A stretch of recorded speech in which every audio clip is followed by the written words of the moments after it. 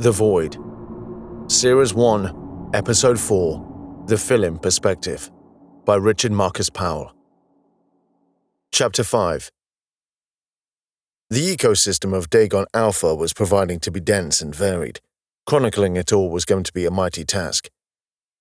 Carter was scraping a turd from the undergrowth and carefully cramming it into a specimen container.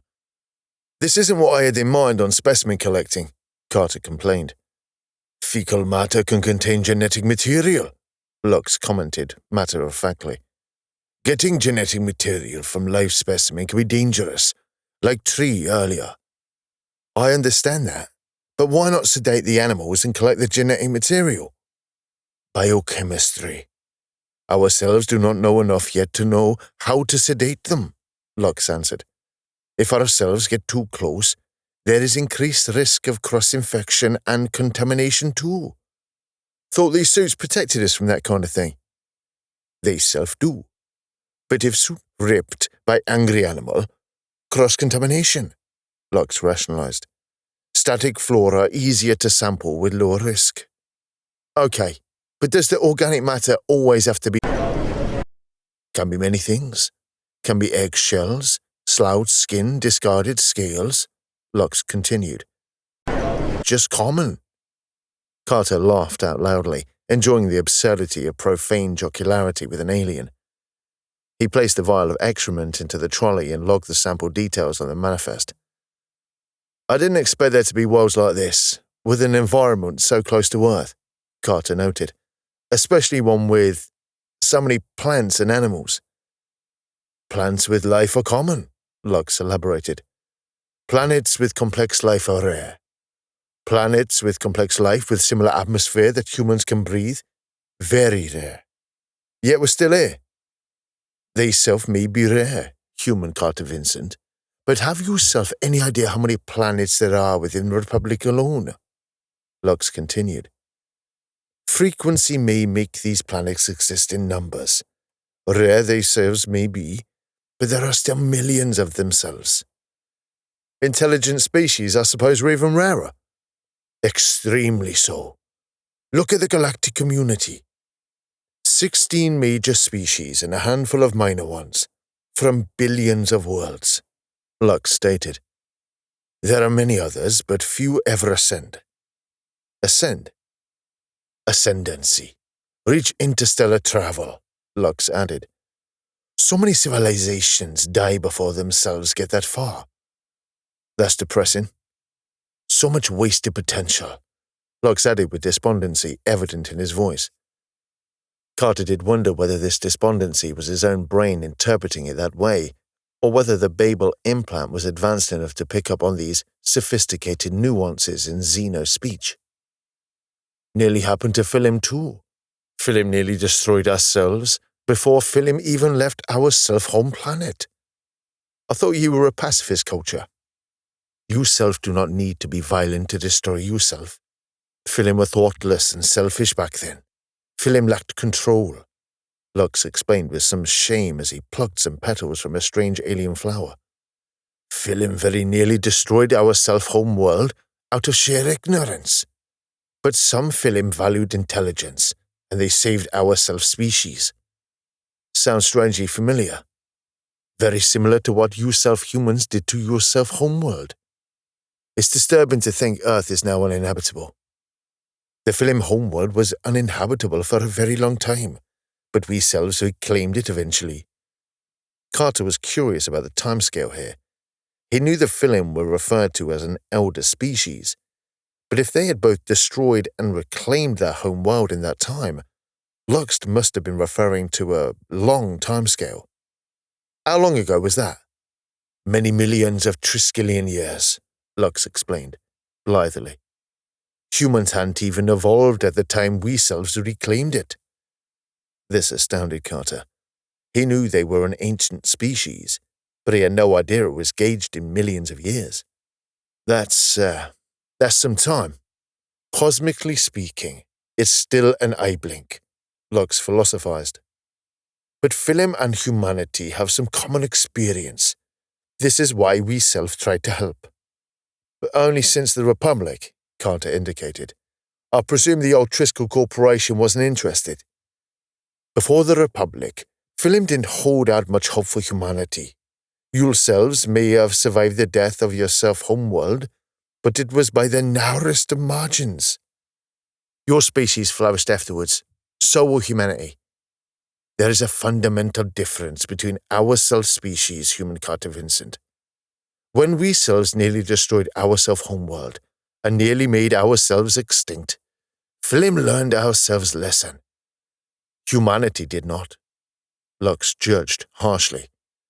They self continued to destroy worlds in the same way as they selves destroyed their self-own. The Republic is different now. The Republic is only a small percentage of the whole of humanity, Lux reasoned.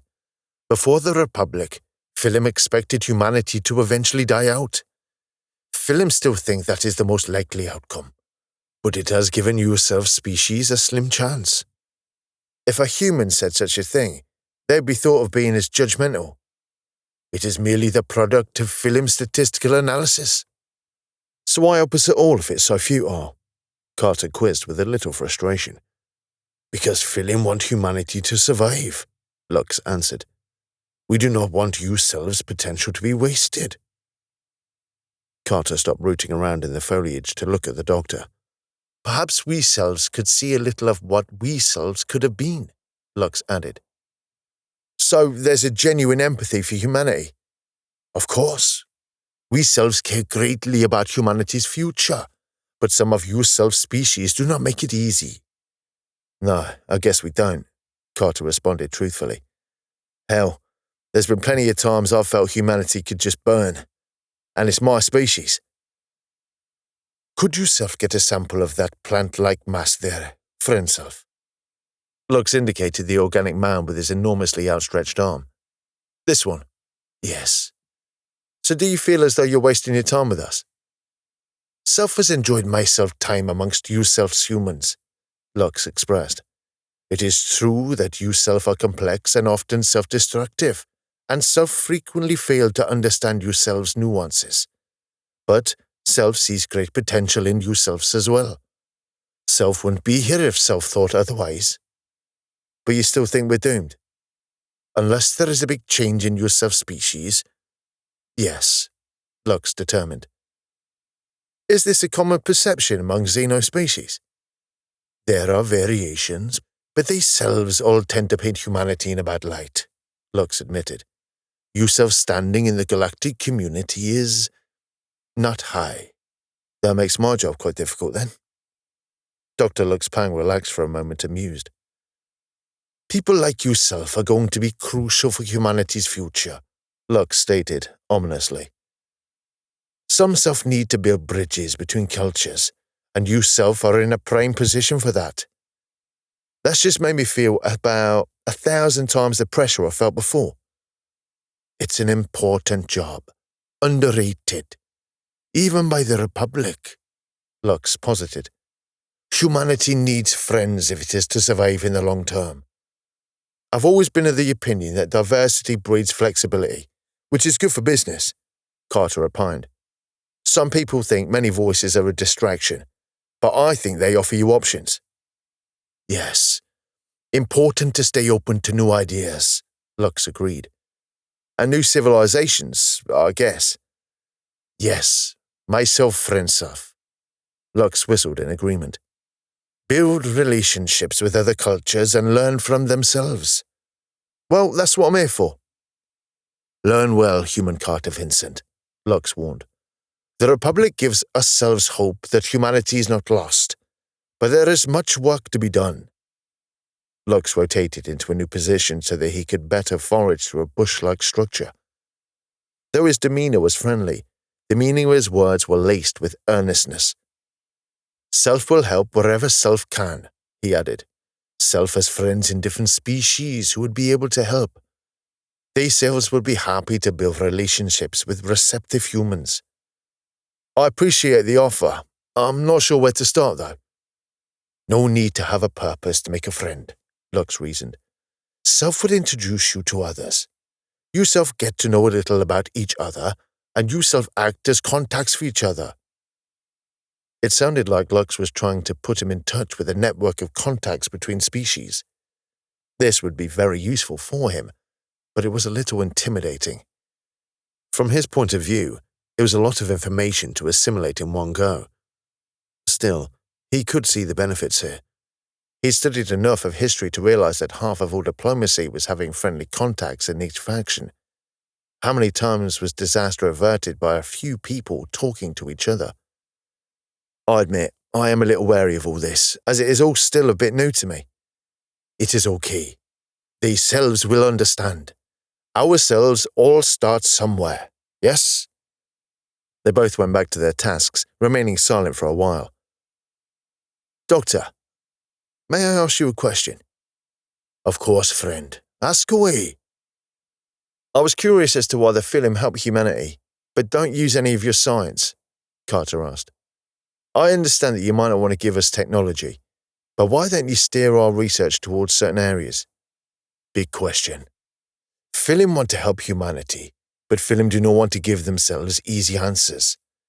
Technology unearned can cause big problems, Lux explained. No consideration given to the consequences. You think we'd act irresponsibly with it? You self species may be populous, but you selves have an uncanny talent for mutual destruction. The distance involved does not seem to be a limit for you self species' violent tendencies, Lux assessed. Add in advanced technology, and that which Fillim seek to avoid becomes inevitable. I'll follow that. Must be difficult for you, though, when you know all the answers but watch us stumbling towards the wrong one. Yes, but it is so much more rewarding to see you self-species achieve the correct one with the right approach. You make it sound like we're children. Compared to many of the elder species, you self are, Lux responded with brutal honesty. Only a few species have ascended more recently than humans. Carter felt that maybe this was a harsh judgment on humanity, but he couldn't argue with the chronology. Only 2 species had joined the galactic community after them, one a millennia, and apparently that was much faster than normal. I suppose we can be immature. The corporation's approach towards xenoculture shows that humanity hasn't adapted to the concept that they selves are no longer at the center of all things. Lux continued unabated. It is a difficult concept to accept, but it is what marks maturity. You're pretty hard on humanity, Doctor. I mean, I'm quite cynical, so I kind of agree with most of what you say. But it's hard nonetheless. If self is hard in self-assessment, friend, it is because identifying a problem is the first step toward fixing it, Lux countered. Self does not mean to be offensive, but at the same time, it does no good to live in denial. Part of me wants to argue the case for humanity, but another part of me recognizes what you're saying is quite true, Carter sighed. To use a human analogy, lies are sweet, but the truth is bitter. We've always been prone to believe in lies because we want to live in fantasy. You self seem quite wise for a human Carter Vincent. I'll take that as a compliment, Carter answered. But it's just cynicism. The two are not exclusive, Lux observed. Maybe so, Carter smirked. He couldn't tell if the Fillim was being humorous or not, but he suspected he was. It was probably going to take him a long time to read their body language. The laugh they emitted was a solid indicator, as it was noticeably different to their usual whistles, but that was the only indicator he had at the moment. Still, it was nice to know that aliens had a sense of humor at all. He stood up, feeling a pain in his lower back from crouching and leaning for so long. The sky was clear and the sun was bright. Despite the rather dour note of the conversation he had just had with the Fillim, he oddly felt rather positive. It could have been simply the fact that he had his feet on the ground for the first time in a millennia. Even with the awkward regulator stuck in the back of his throat, it felt good to breathe fresh air. It did taste slightly of strawberries for some inexplicable reason, but it was fresh. The burden of despair had lifted as well, if only for a while, but it was welcome. He was stood on an alien planet, staring at a beautiful landscape, whilst talking with a peculiar alien about the innate stupidity of the species he was part of. The absurdity of it all was amusing. "You know, Doctor, you may well be right about humanity," Carter surmised. "But we've avoided extinction before." The Fillim propped himself up with a spade, whilst continuing to use the other two arms to curate a specimen. "It may contradict rational analysis, human Carter Vincent, but self does have hope.